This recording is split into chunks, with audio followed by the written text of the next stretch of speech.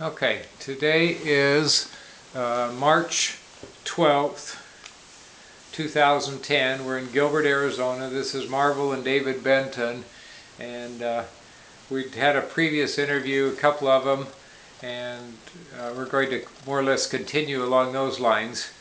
I don't remember exactly where we were, but I know we talked some with you, Dad, about your early childhood there in Iona, and you mentioned something to me that I'd never heard before.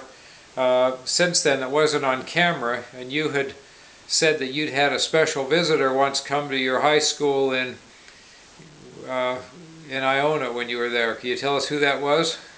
Well, I don't know who it was, but it was a sort of a lyceum like they have, where they have a visit for the whole high school, and the part that came was telling about the fellow Farnsworth and inventing the television, and they had even a demonstration of it, and I don't remember the details of it, but it was very interesting because Philo Farnsworth is Philo Farnsworth is from Rigby, Idaho, just north of Idaho Falls.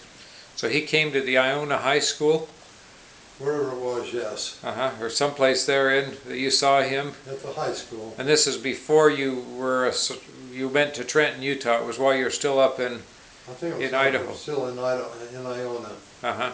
So putting dates wise, this would have been, you were born in 1921, and this was in 1937 about. Well, let's see, you would have been, what year did you leave Iona? When did you moved to Trenton when you were before your junior year in high school, right? I went to the sophomore year in high school, so it was in 1937, I think, we left Iona. And just for information for everybody else that's watching this, the first television we had in our home when I was growing up was when I was in 3rd grade, so that would have been in probably about, what, 1958 or 59? So this would have been 20 years before we ever had a television in our home that you saw a television. Before broadcast television, because it was just he was the inventor. It was being just broadcast on a screen. Okay, have you thought of any other things you want to say about when you were up in Idaho, or before, in that time of your life when you were junior high school, any interesting things? Well, I don't know whether I should tell it, but when I was in high school, I guess I did something. I saved my firecrackers, and we went into this class. Woman teacher, I don't think of her name right off, it'll come to me, but I had a firecracker there, and while she was writing on the board, I took out my firecracker and I imagined I was going to light the firecracker and throw it up under her desk. And when I had it there, Earl Stevens, that was sitting right back of me, grabbed my firecracker and my match. And he did that. He threw the firecracker, and the chemistry lab was the next room down the hall, and the principal of the high school taught chemistry, and he also happened to be the bishop in the ward there, and he just walked into that class when he heard the bang. And he just walked up and down the road, looked everybody in the eye. He didn't say a thing, and he looked me in the eye, and I was perfectly innocent. And he came to Earl, and I guess Earl gave it away, and he took his pencil, and put the point of the pencil on Earl's ear, and pushed on it, and lifted him out of the chair, and let him right out of the room. That was kind of a common practice for somebody that had done something bad to put a pencil behind. Put the point against the back of yours, all over your ear. Yeah, especially if they're fairly large kids. Not young kids, but in high school. Well, I'll tell you, since we're talking about things, and that's not all exactly the same time, but when we moved to Trenton, those little Mormon boys were always going to church on Sunday night. That's when they had the sacrament meeting, and I guess it was Halloween, and on Halloween we went out. Two of the fellows that were to go to the church there. I don't know whether I don't remember what it was, but anyway, they asked Lloyd and I to make up some black paint, and we didn't have any black paint. We took some soot out of the oven, or out of the stove, and mixed it with some oil, and it made a real black paint. And one of the others took and mixed up some flour and something else to make a white paint. And we went over to this fellow's house, and he was really meticulous taking care of his dairy cows. And we went in there and painted the white spots black and the black spots white on these cows. And then we turned them loose on his front lawn there, I guess. And they came out, and his dad came out and yelled at his boy, "Get rid of those neighbors' cows, they're out on the front lawn." And the kid says, "Dad, those are not the neighbors' cows, that's old Bossy and old Bess out there." And then they spent the night cleaning up the cows. We didn't, they did. That's what I mean, the owner of the cows. And did the boys go to sacrament meeting before they did that or I afterwards? don't remember that detail. But one other time that Lloyd and I, Lloyd's, which ended up being Lloyd's father-in-law, Evan Ganship there in Trenton, raised watermelons. And the kids decided they were going to get some watermelons out of these patches, borrow them, I guess you'll call them. And Lloyd and I had it all figured out what we were going to do. We had some firecrackers we had saved up, and when they got there, we were going to have a certain signal. With the moonlight, we could still signal each other. We'd signal that we would light some firecrackers. And the kids were in there all picking out their watermelons they wanted to take, and Lloyd and I had ours already picked out, the ones we were taking. And so then we threw the firecrackers, and they went bang, bang, and then the second bang, bang, and when that happened, Evan Ganship came out of his back door there, and he could see us, and boy, all of us took off running, except Lloyd and I took a good path to get out of there, and they took the shortest path, which was through the corral, and it was all mucky and cow manure all over the corral there, and we went on down and got down to a road there, and they started telling about how Evan came out with his shotgun and was shooting at him and all, Lloyd and I. Finally we said to him, "Now you guys are just all excited. What really happened?" And we told them. Oh, they didn't believe that. They knew darn good and well he was out there with his shotgun. Well, you told me one time before, and I don't remember when this was, there was some time that you had been swimming in one of the ditches or canals someplace, and Lloyd had got stuck on an electric fence or something like that. Don't you tell us about that? That was at Trenton. At Trenton, we used to always go swimming on a canal. The canal came down the west side of the canal, coming from the north, I think there, and then it went under a railroad track in a culvert. And I think the culvert was about a 36-inch diameter culvert, and the water came through there quite a fast rate, and it came shot out along the sort of the side of to the south side of the canal, and then it went and hit the water that was going down. It was going slower, so it just swirled around and came back toward the place that it came out of the culvert. And Lloyd and I don't remember, somebody else was out there swimming in the canal the day before, and there was a short little ladder there, and we'd get on that ladder and just ride it around there. And when we got there that day, we decided to show our friends what had happened. We said, "Let's watch us, show us what we did yesterday," and we get the ladder out to show what we did there. And Lloyd then went to get out of the canal, and he went to the north bank, and he's got to the north bank. There was a wire across there, and it happened to be an electric fence, and the farmer had built his own electric fence, and he'd taken the ground wire and grounded it of the electricity, and a normal electric fence. They put a pulsating in it so that for a fraction of a second it interrupts the current. But this wire went right across the canal, and Lloyd somehow touched that canal, that electric fence, And there he was standing in water to his knees there, and he couldn't let go of that electric fence, and he was screaming. And I saw what had happened, and I swam across the creek right through this stream that I'd never been able to swim this backflow, and went under the fence where Lloyd was held on to, and I yelled while I was swimming there for them to get some of our clothes and throw it on the other side so we could get him loose. And I got under the fence, and the guy didn't pay any attention about getting the clothes, and I guess something was, I spotted some burlap bags that was laying along the side of the bank, and I wrapped those around my hands and threw some to stand on.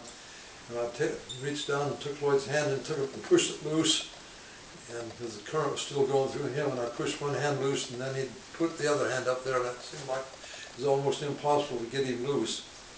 And finally got his hands loose, but he flipped over, and the back of his head came down the back of his neck and landed on that electric fence. And I had this burlap bag around my hand. I had one wire, one hand around the electric fence under the burlap bag that I had, and the other hand I pushed him loose, and he was sunk off into the water. And I guess he came to from it and stood in the stream, but he didn't know about the only way he could really get out of there easily, but right where I was at, because the banks were too steep on the south side. And finally I convinced him to walk under the fence, but he would have been killed if I hadn't been there and been guided by the Lord. And all the way I was swimming across that stream, I was praying that I would be able to get him off of that electric fence, and got him out. And this happened to be located just about a half-mile directly to the east of where the cemetery where Lloyd was buried in years later. I didn't realize he was buried in Trenton.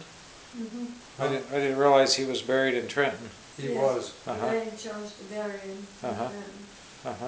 Lloyd, when he was buried, knew he was dying, and he said he did not want to have anything in the paper about his obituary. Would you see to that? So I did, and I guess I did what he said, and there was no obituary put in the paper about Lloyd dying there in Idaho Falls. No notices of death. No notices. But they had the good funeral home in Idaho Falls. We took him to that for the Colton? No, not. I said not Colton. It's the Wood Funeral Home. And he had taken. They would not put any notice in the paper, and then they had a graveside service down in Trenton. I remember Dorothy, I think, talked at his funeral. So, Mom, why don't you take a minute here and tell us a little bit about that same time period of what you talked a little bit before about your school where you went, and that you were there in Newton for a while. Yeah, we actually had a graduation from the 8th grade, and So you went back to Newton from Logan. yes, I went back to. I was only in Logan for 1 year, the 4th grade. And then I had 5th and 6th and 7th and 8th in Newton. And they had a graduation ceremony, and then we left the next year. In the fall we went to North Cache High School, which is over in Richmond, about 17 miles away. The bus stopped right, we had about that same time we moved out to this house that was on Main Street, and on the corner where you turn to Cache Junction. And The other corner went through.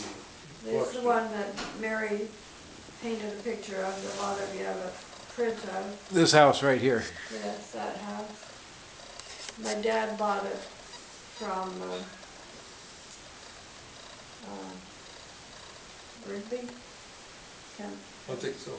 Yeah, it was In her. Rigby, that was the city clerk at Rexburg. No, it was her husband that she bought it. that he bought it from.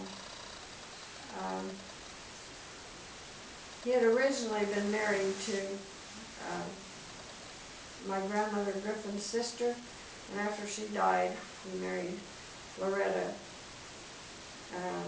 Then they moved up to Rexburg. Dad bought it from him after they moved to Rexburg. And the bus stopped right in front of the house, so all we had to do was go out and catch the bus in front of the house every day to ride to Richmond to go to high school. And can't think of anything particular. So your dad taught at the high school. Did he ever ride the bus with you?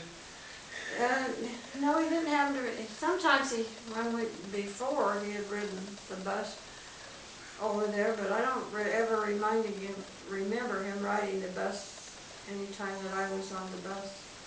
So he'd always drive his car over. Yeah, he drove over with a couple of other ladies from Newton that taught school over there. And the one thing I remember was that one day we were coming home as we got home, as I stepped off of the bus, my leg hurt. And I couldn't hardly stand to walk on it, and went into the house and laid down, and it felt like a little bit better, but then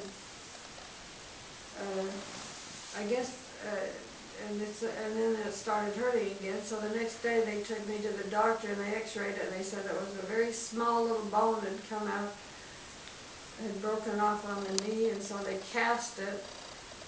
I had to use crutches at high school, and nobody thought to make a bag for me to put the books in with the crutches, and it was a real pain trying to get from we had lockers at school where we put our coats and things like that in our books, but it was real hard to get from there. Some of my classes were upstairs. It was hard to go up the stairs and carry the books. I remember a lot of people were helping me all the time. I had to use those crutches. I hated those, and then after, I think they kept the cast on for either 2 or 3 weeks, and then they took the cast off, and I didn't have to use the crutches anymore. Well, it sounds like a condition that they call Osgood-Schlatter's disease, which is an inflammation of the tibial tubercle that they used to cast people for. Now they know you don't need to. Oh. And I remember Hal Roberry had one of those on when he was in high school or junior high school for just a cylinder cast that went down over the knee. But it looked like it was going to tear loose on an x-ray, but it nearly never does. But you just have to make it so it's not sore. So I'm glad you got better from that. Sorry you had to go through that.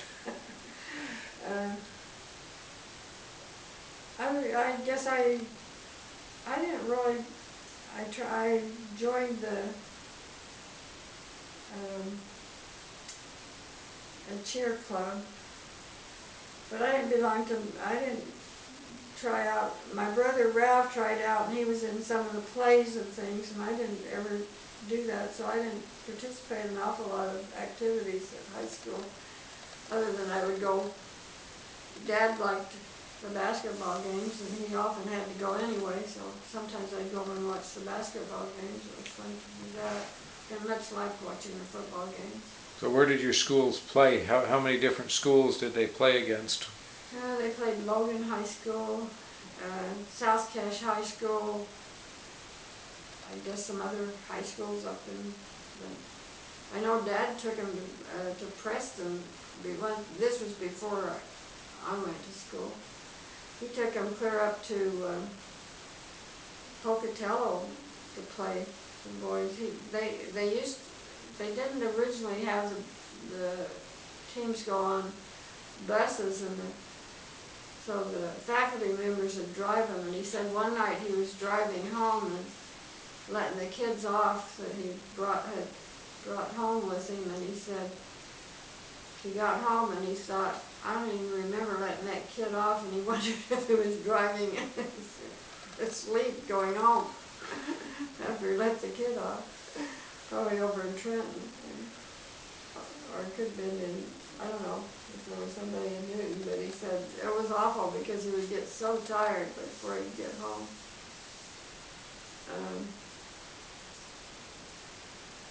One thing I remember was that while we were still in the other house, started going to MIA, and I hated to go at night because there was big cottonwood trees all along the path. It would be so dark. And there was a girl that was older than me that told all these stories about people jumping out from behind the trees to catch you, to scare you. So I didn't much enjoy going to MIA till after we moved out to that house, to the house that David just showed you. And then I didn't mind going because then I just walked up the road. There was no sidewalk. Did go to some of the dances that were put on by the seminary. Went once with Darwin Salisbury, who was 2 years older than me. He played, I think, the flute, and I played the piano, and I remember he would come out to my place, and he would play the flute, and I'd play the piano. Sometimes he'd walk me home from MIA, sometimes he didn't. One time he took me to one of the dances. My dad wasn't going to let me go, and Mother said, "You mean she can't go with Darwin Salisbury?" And he thought I was too young, I shouldn't go. And I think it was even Ralph and Darwin were riding together in the same car. My brother Marcus, Ralph. And finally Mother convinced Dad, and Dad relented and said I could go. That boyfriend, though, still called her up last year. Was it on your birthday? No, Christmas he time? calls around Christmas time. He was a friend of both Dad and I. He'd call it. He always sent us a Christmas card every year. But it was a long letter telling everything they'd done for the whole year. I sometimes didn't find the letters too interesting. But he lived in Ogden, he and his wife. But he also was the same age as Dad. He was friends of Marcus and Ralph, or my brother Marcus, Ralph, and David. He was always called Ralph then in high school. Yeah. He never started being called Marcus until he got in the Army, and he had to use his first name. Elma always called him Ralph, but Jane always called him Marcus. So. I'm talking about Darwin, and Ralph, myself. We took our dates, which was you and Darwin's date, and Ralph took a girl. Ralph and Elma. We went to Bear Lake too. We went boating in Bear Lake. And nobody, of course they didn't have sunscreen in those days. And when Dad came home, he was so sunburned. From my swimming suit down to my knees, and I had to work on the combine. It was in the fall, and I was out to take those grain bags and fill them up and drop them off as we harvested the wheat, and finally I said, "Stop, I can't move those bags anymore." So they put me on the reel, which is the thing that moves the blade for harvesting the grain up and down, and one of the others had to handle the legs because I had blisters from the bottom of my trunks through to my knee. So how did you, did anyone have what did you do in the boat? Just go out to ride on the lake, or did you? We just rented one over We just there. rented a boat. It was a rowboat. We rowed out onto the lake. Luckily, no storm came up.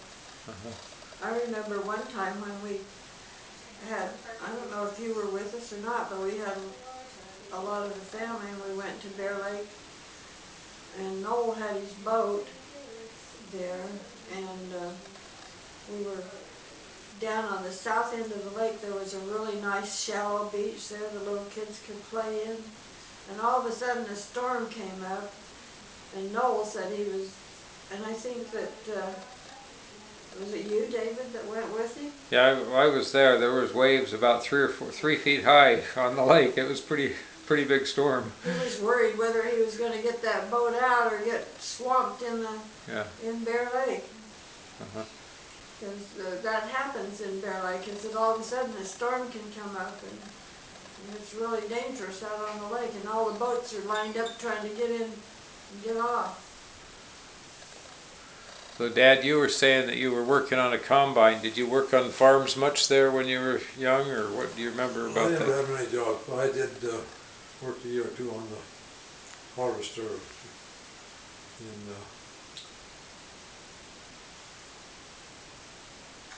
Trenton, but farm work I did was just in out in Iona, going out in thin beets. Uh-huh. I think we got paid $4 an acre for something for thinning the beets. One thing I remember when I was younger, I don't remember how old I was, but anyway, we always had to go, Dad always grew potatoes. We had one field where we grew potatoes, and this one time it was late in the fall, and it was kind of rainy, and it was really muddy and wet out there, and we either didn't have enough gloves or we left them at home, and Dad told me to drive the car home and get some gloves, and I said I've never driven the car. And so he came out and showed me how to, and that was when you had to somehow change The stick shift up Stick shift. on the steering wheel. there, and then I don't know, he showed me how to do it, and I wondered Pushing on the clutch to get it in gear. Yeah, you had to step on the clutch to start it, and I wondered if I'd make it home and back to the potato field without having an accident. That's the first time you ever drove a car? That's the first time I ever drove a car, and I never drove again until after we got married, and you taught me how to drive, and I got a driver's license. You know, you've told us some stories before about your mom as far as when she started driving.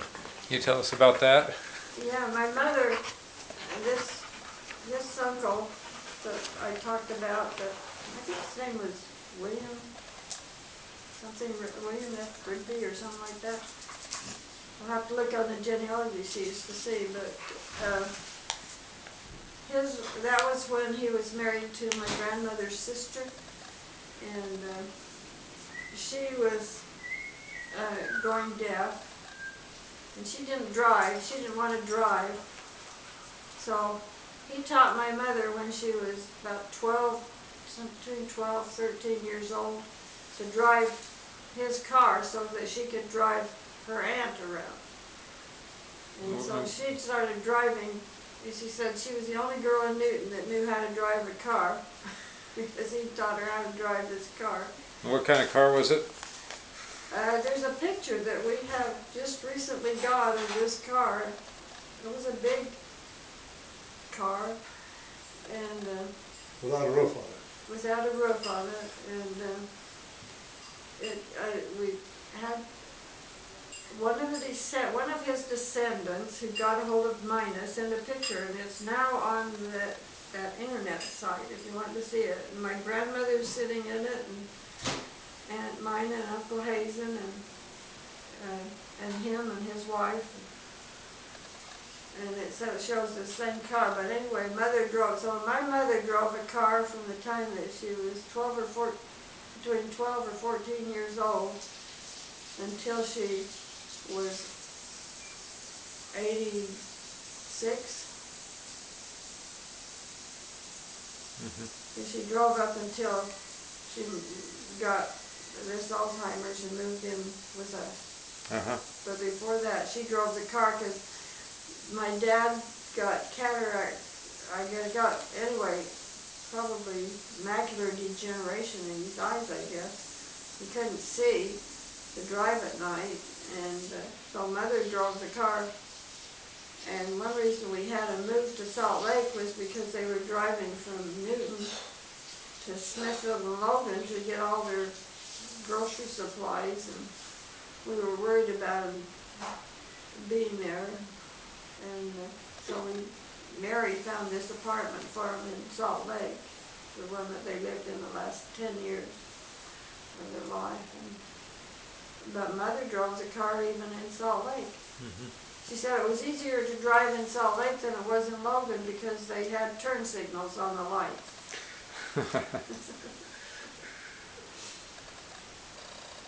I'll tell you one about my mother driving. We were living at Orchard, and I think Dad bought the first car, I don't know, Model T Ford. And anyway, Mother was taught to drive, and one day she took the car to drive down to take Dad to lunch down to the railroad station, and she got down there to pull into the parking area, and she was used to driving a team of horses. I guess the first car she'd hardly ever driven. When she started going toward the railroad station to stop the car, and she couldn't get it stopped and didn't know enough to where to put her foot on the brake, and she yelled, "Whoa, whoa, whoa, whoa," like you would a team of horses. And that car didn't stop, and it bumped into the building. It was going real slow the time it got there. But she said, "I'm never going to drive a car again," and she never did drive a car again.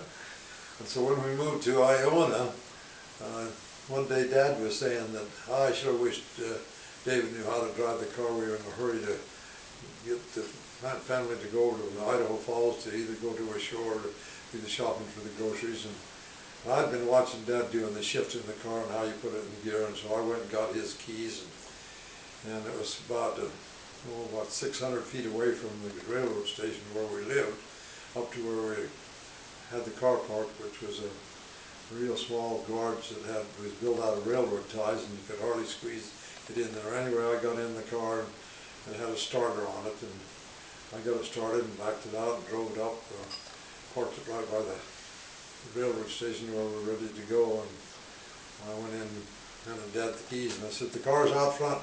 How'd you get there?" I said, "I drove it." "You what?" And from then on, I got to drive the car for Mom. Uh-huh. That was the lesson I had, self-taught. Well, I hated picking up those potatoes when it was cold and wintry, because you go out there and you get all muddy, your hands would be freezing cold while you were picking up the potatoes, but I guess he'd let it go till it was getting to the point that if we left them in the ground, they'd freeze. But it was really, I just remember how cold it was and how miserable it was to pick up those potatoes. I didn't usually have to do a lot of the work outside as far as the farm work outside, because I had my brother Ralph that was 2 years older than me, and my brother John that was 2 years younger than me, and Dad always had the boys do that work. But one thing that we did have to do was, after we moved out to this house, and they bought what they called a milking system, and it was a big round can with all of the little cups that they put on the tits of the cows to milk the cows, and then every morning and every night you had to wash those all out and clean them out so that they could use them the next time. And then another job that always had to be done was that we raised eggs, and so we'd have to clean the eggs and put them in little containers to go to be sold. That was another job that had to be done. And another job that always had to be done was the ironing. In those days, you washed the clothes, hung them out on the line, brought them in, and you sprinkled them down. And all the shirts and a lot of the other clothes were starched, and then they'd be kind of stiff, and then you'd sprinkle them down and put them in a bag, and you'd have to stand and iron all of them. So there was a ton of ironing to do all the time, and I did that a lot after high school. And then Mother always scrubbed the kitchen floor every Saturday night, and so did a lot of that, scrubbing the floor. And first washing the dishes after every meal. And we didn't have dishwashers.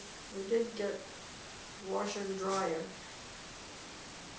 Originally we had a washing machine that sat on the porch, and it had twin washing. There were two washing machines, and then you had two rinse tubs, and so you'd wash them in the first tub, and then you'd run them through a wringer into the second tub, and then you'd run them from a wringer from that into the rinse tub, and then over into the final rinse tub to get them done. And you'd have to fill all those up with water to start the washing machine, and then you'd have to stand there and do all those things while the washing machine was working. It wasn't like having an automatic washing machine. And that's what we had all the time I was in high school, but after I went to college, later on they got a washer and dryer like we have today. But that was a lot of work doing that. And another thing that we did was we canned all of our vegetables. We usually have to go and pick the peas we could get because when my dad raised peas and sold them to the pea factory, we could go and just get the peas. They had something that took them out of the pods, and we just go get the peas. But the beans, you'd have to go pick the beans, then you'd bring them home to can. So, and then we canned peas and beans. And these are green beans? Green beans that grew on poles. We didn't grow them. We'd go someplace else and pick them. I don't know. And then we'd grow our own corn, but the corn you'd cut off the cob before you put it in, and as you prepare, you'd have to wash them all, and then the beans we'd snap, and then they called it blanching. You'd put it in hot water just for a few minutes, and then you'd put it into the cans, and we put it in tin cans, and then you had a sealer, so you'd have to turn the sealer, you put a can there with a lid and turn a handle to seal the lid onto the can. And then they had big pressure cookers. We had one that was fairly small, and then one great big one that was really heavy that put the cans in it. And then we also canned our peaches and pears in those cans, and then we'd label them the year that they were put up and put them in the basement. So we always had our own fruit and vegetables, but they were put in cans until eventually, later on, after World War II, the cans got to be too expensive, and then we couldn't afford to buy them anymore. During World War II? Well, I think it was after World War II, or maybe it was during World War II we couldn't get them. I don't remember, but we really, well, no, because we did it after we were married for a long time, so I guess they were able to get them even during the war. But the whole family would be involved in it. I know Grandma Griffin would be there, she'd be helping. Sometimes Grandma Cooley would come over and help a little for a day, but she couldn't stay because she had to go back and take care of Grandpa. When did she move to Newton? Not until after Grandpa died. He was 84 when he died. I remember his funeral, or seeing him lying in the casket when I was a very young child, probably about 4 years. Yeah. And but then there would be, you know, all of us kids, and then the men would, I mean, they'd come and carry sometimes, and now we carry the cookers, or the pressure cookers. We carry them outside to release the pressure, and then dump them into big round tubs of cold water. I remember doing this with peaches, helping with the peaches and putting the peaches in the can and marking all the cans with the dates and so forth. And what was in them. And what was in them, and cooling them off in the laundry tubs and things there at this house when I was a child. So Dad, did you do stuff like that too at home, or did you have any? Well, I was always experimenting. We would go to buy the peas, where they'd still be in the pods, but then you had to take them out of the pods to put them in the pans to cook them, to can them. And I thought, that's an awful hard way of doing it, so I guess when Mother and Dad wasn't around, I decided to try something.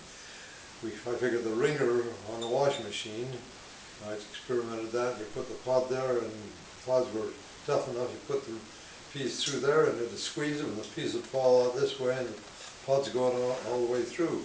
So I just put the peas in the washing machine, and I could feed the pods through the wringer, and the peas would fall back into the washing machine, and the pods going through it. It worked pretty good. I don't know whether Mother let me keep doing that or not, but I sure. Was this a hand crank wringer or electric wringer? I can't remember. It might probably be was a hand crank one, but. There's a lot of serious injuries that would occur with wringer washers as people get their hands into it and get stuck in the wringers, and they get serious injuries. Maybe Lloyd and I did it together. Maybe Lloyd turned the crank and I fed the peas through. But you put yours in bottles to cook in pressure cookers. You could put the bottles in pressure cookers if the water was hot, if the bottle was hot, and then put them in the pressure cooker and cook. And so that was another way they did canning, was putting the bottles in the pressure cooker.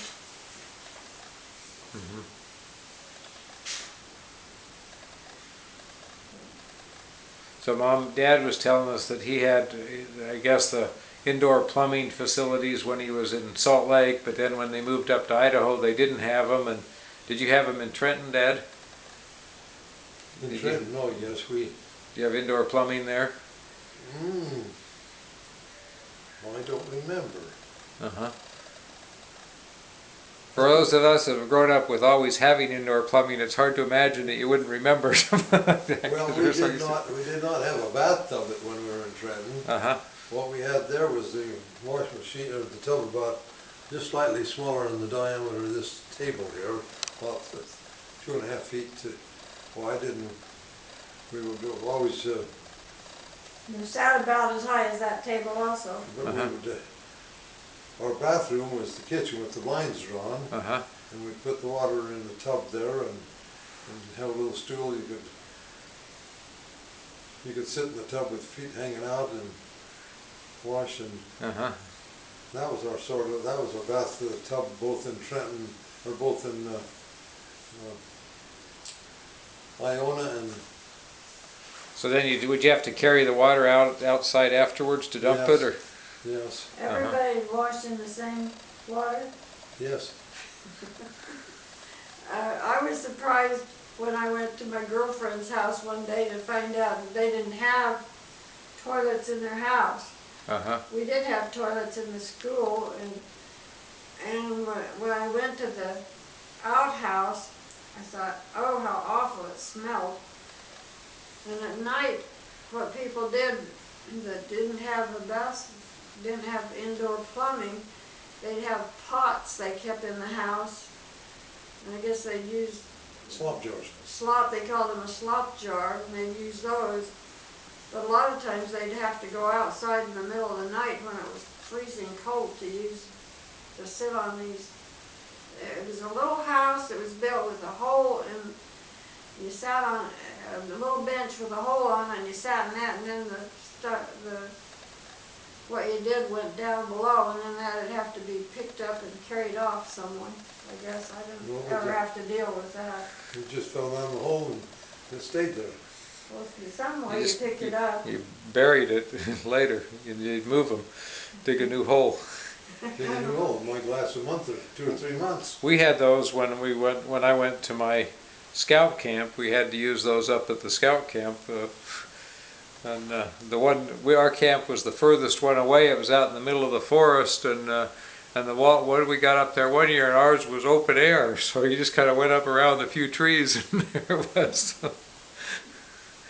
But in many ways that was nice because the odors didn't stick. They had nice fresh air. Yes. Oh, and they used, to wipe themselves with, they used what, like catalog papers. Sure, that was the toilet paper. But I didn't have to go through that. Uh-huh. Well, when we were living in Iona, our bathroom was an outhouse, and it was about as far away from our house as the house across the street is. And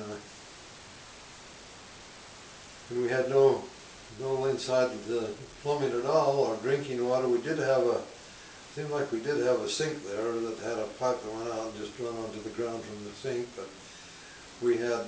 At night you'd have to get up and run, if you had to go to the no, bathroom we at just night, go. yeah. We just have to get our shoes and clothes on and go out to the outhouse. Uh-huh. But I did that, we did that in Iona. We lived there for 4 years. Mm-hmm. No indoor plumbing, we had no electric lights, we had the old kerosene lamps. Dad did get some Aladdin type lights that had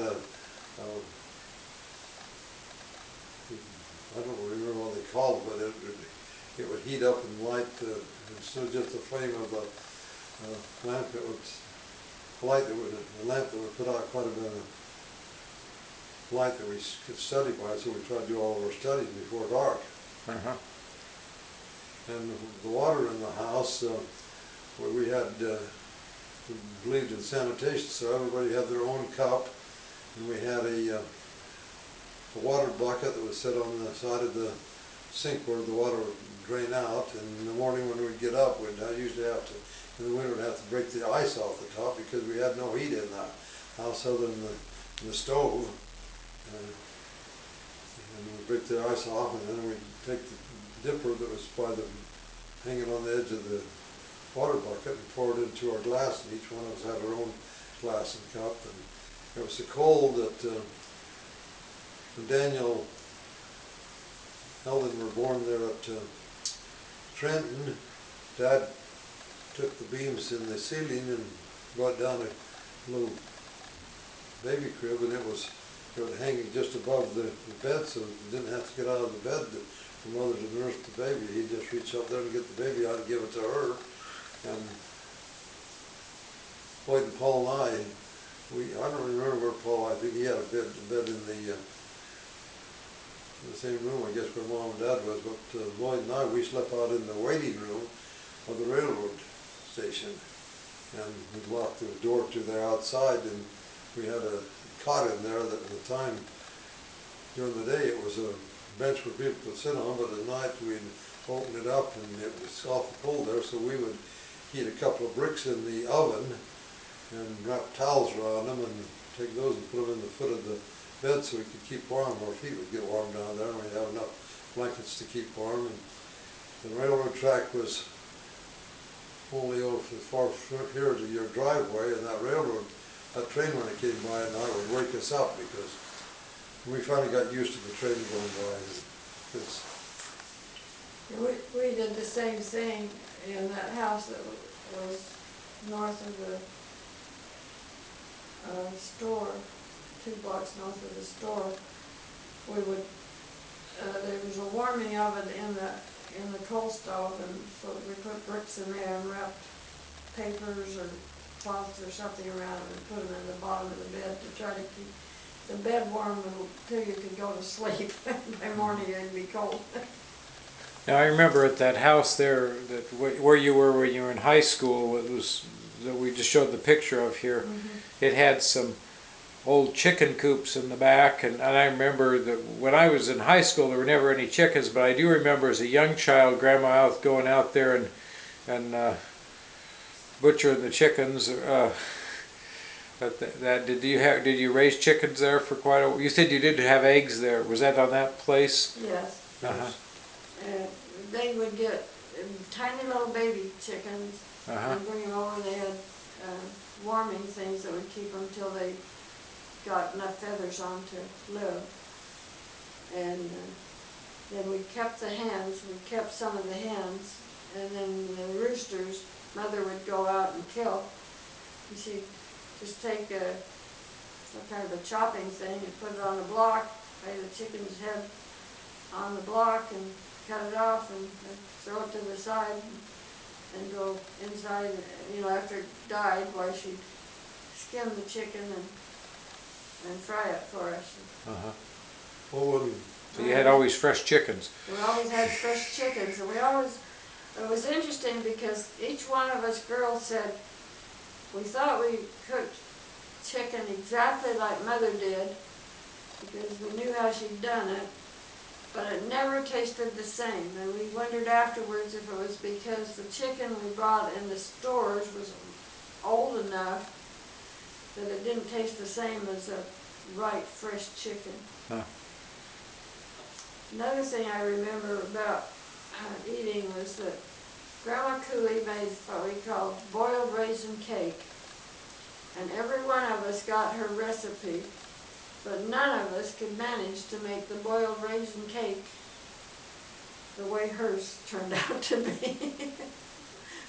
It was because she just said use a package of raisins or something like this, and you didn't know what size package of raisins she used, and you boil the raisins to put in the cake. And so I guess that in experimenting we didn't quite, even her daughter Marie said she never could quite make the boiled raisin cake taste like her mother's after Grandma died. Did I tell you about Christmas time before? I don't know, I think Dad had something he wanted to say here. We're just about out of time. We've got maybe well, 5 minutes left. After we were married, and we'd go up to Grandpa Cooley's to have chickens, I ended up doing the chopping block for. You just take the chicken's wings and hold them in your hand and with legs on this, put the head out on the block, and you chop the head off. Then you let the chicken go, and when you let it go, it would run around, actually run around in circles till it Flop around. and okay, to the end of the tape there. Oh, we have 6 minutes left. At Christmas time, we could never come downstairs until after Dad made the fire. We all slept upstairs, and Dad and Mother slept downstairs, and so every time that we'd go to get up, and Dad would say, "No, it's too early, go back to bed." So one year we laid out everybody's clothes so we could find them in the dark. We could see lights down the street where people that lived down a block away from us were already up. Lights were on in their houses, and so anyway, we got everybody dressed, and then we called to Dad, "Could we come down?" And he says, "No, it's too early, go back to bed." And we said, "Well, everybody's dressed." And he says, "I haven't got the fire made, so you'll have to wait till I get the fire made." And we never could go in the living room until we all were dressed and went down the stairs. And I guess the youngest ones first, and then into the living room. And you kids today would think that wasn't Christmas because there were so few Christmas gifts. Just one Christmas gift for each child. And it wasn't anything real fancy a lot of times. I remember one year I got a storybook, another year I got a bracelet. I remember one year that we got a bicycle between Ralph and John and I. And so there wasn't, I remember that we each did get a doll, not a doll every year, but we each did get one doll some year for Christmas. So there really wasn't very much.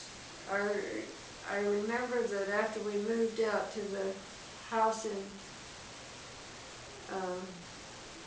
where we showed you the picture of, that after we were married, we went up there, and I remember that they had bought Noel a new Rector set, and I think Ralph and Elmo were up there that year too, and Dad and Ralph spent the night putting together the erector set, making it into a Ferris wheel or something like that. We've actually got some 8mm movies. I've seen movies of that. In fact, the motor for that erector set I'd had for a long, long time, and I think I finally just threw it away here not too long ago.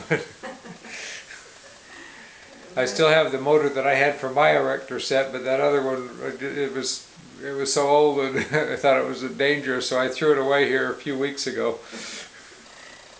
You're not recording this on a regular camcorder, you're just using it on your regular camera, haven't you? That's right. With the chip in it. Uh-huh. Okay, we're just about done. We can just call it quits right now, I think. One other thing is that every Christmas we went over to Grandma Cooley's after we'd had Christmas at home, because she and Marie always fixed us a dinner for Christmas Day, and she made us presents like Was it? my grandmother Cooley and my Aunt Marie, and they had the big table where they had the borders, which was So this was over. This was over to Logan then. Logan. Uh-huh. So every Christmas we went to Logan afterwards, and so we felt like we had two Christmases. And she'd have, Uncle Hazen would send her some money, and she'd buy some little gift for us that he sent with what the money he sent to her, and then she would make us pajamas or nightgowns or something like that. And so we'd have everything that would have fit into an apple box size. It was the amount of the gifts, but we felt like it was really special because we had these other gifts that we got, and then we ate dinner there, and they fixed separate salads for each one of us at the table, which we didn't do at home. Uh-huh. That address was on 2nd North, just the street that goes along, I think along the north side of the temple, and it's on the south side of It's the on street. 3rd there. North, I think it was 172 East 3rd North. 3rd North, 2nd North, wasn't 172 East 3rd North. it? 3rd North? Uh-huh. Okay, well, I'm going to cut it off right now because we're just at the end of what tape we have, or what chip memory we have here.